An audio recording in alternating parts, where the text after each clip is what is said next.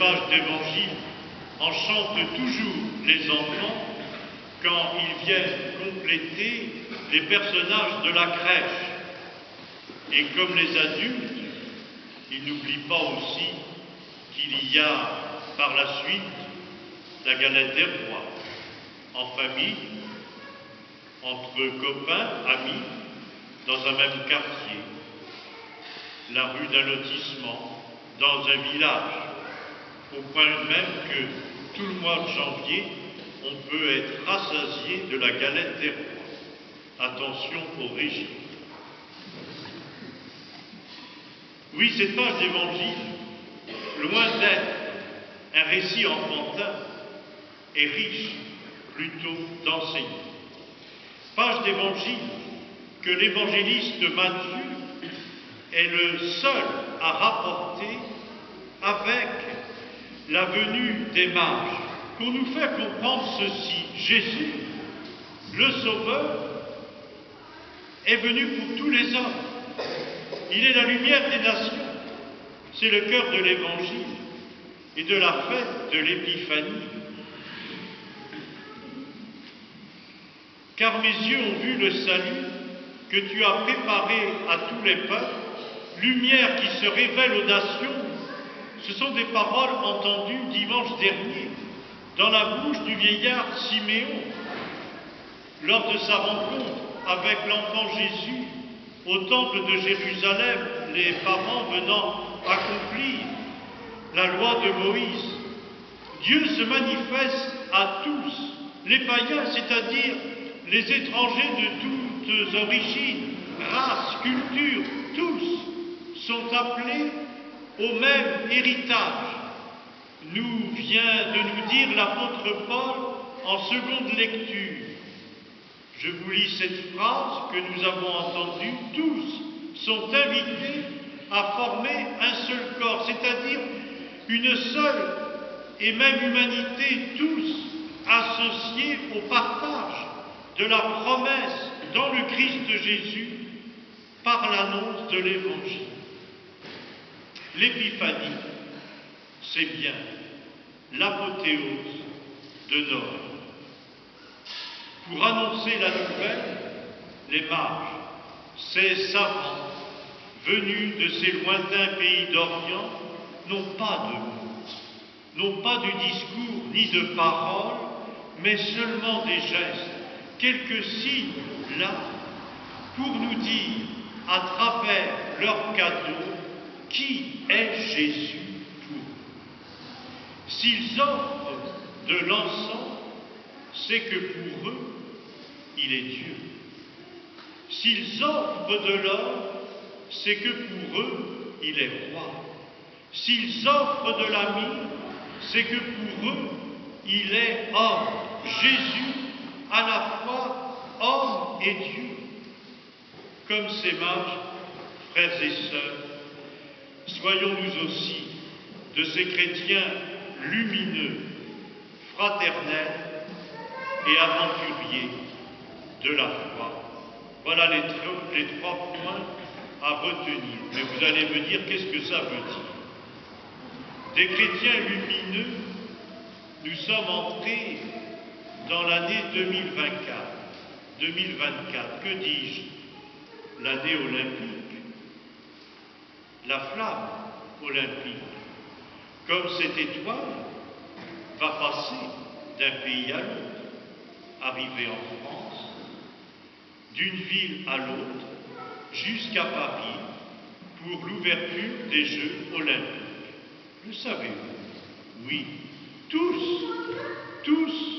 nous avons une flamme à nous passer, la flamme de la foi, reçue d'un autre, de personnes croisées sur nos routes depuis que nous sommes nés, que de grands témoins de la foi pour chacun de nous, par leur témoignage humble au quotidien.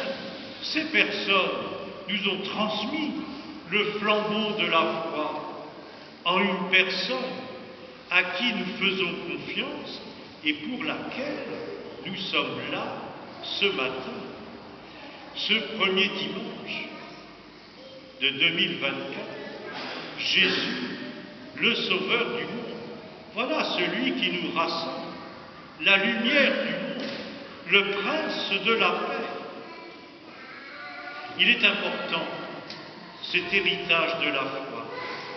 Cette semaine, prenons 5 minutes, 10 minutes pour intérieurement penser, laisser défiler dans notre cœur, dans notre prière, des noms, des visages, entendre des voix, des pas, comme s'ils étaient là aujourd'hui, défiler dans nos cœurs.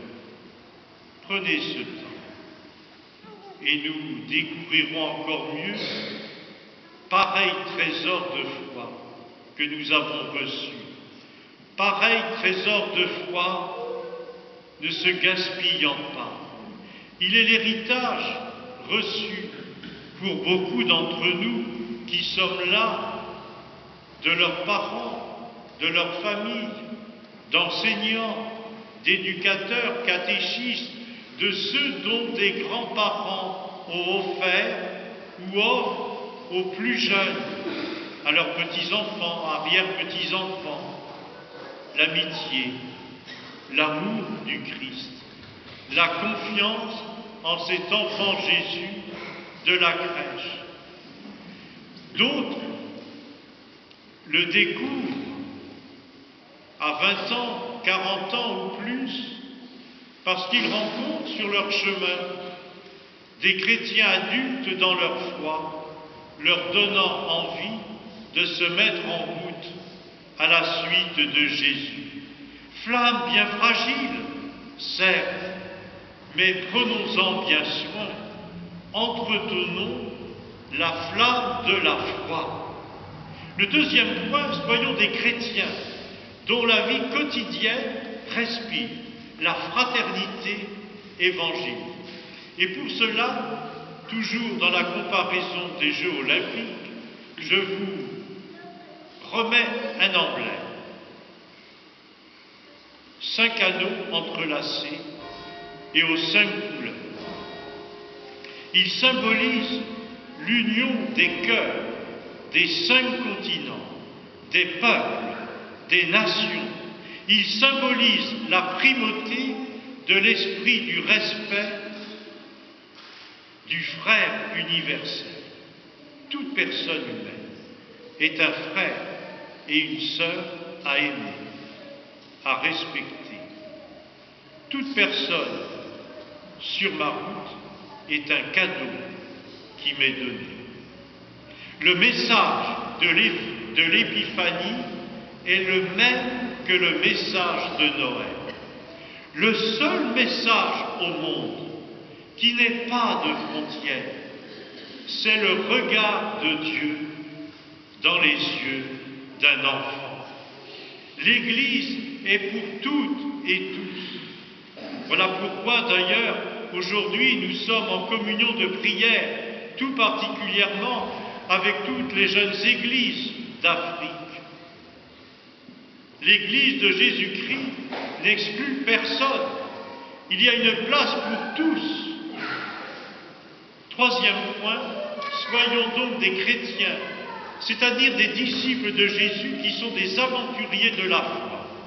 Comme les mages d'hier, ils ont quitté leur pays, leur culture, pour aller à la rencontre de celui que leur annonçait l'étoile, la naissance du roi des Juifs.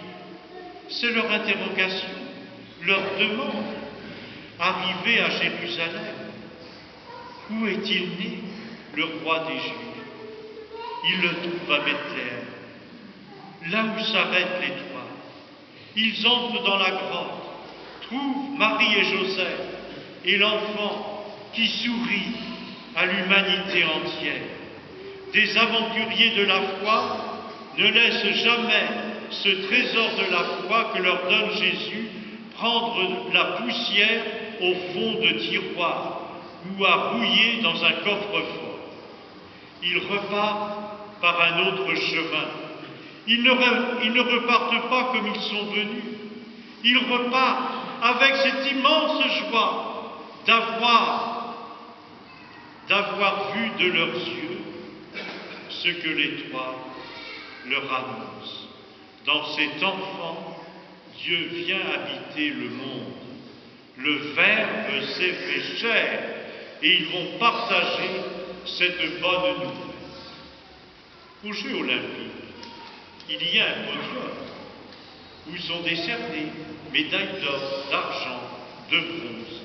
Lui, le Seigneur, n'a pas de podium, seulement la joie, le bonheur de voir son amour habiter le cœur de chacune et chacun, la joie de voir la paix, l'unité se construire entre les peuples. Certes, nous en sommes bien loin, frères et sœurs, dans cette construction de la fraternité évangélique. Elle commence à nos portes et va jusqu'aux extrémités de la terre. Justement, demandons la grâce, la force au Seigneur pour bâtir, là où nous sommes, la paix, la fraternité selon le cœur de Dieu.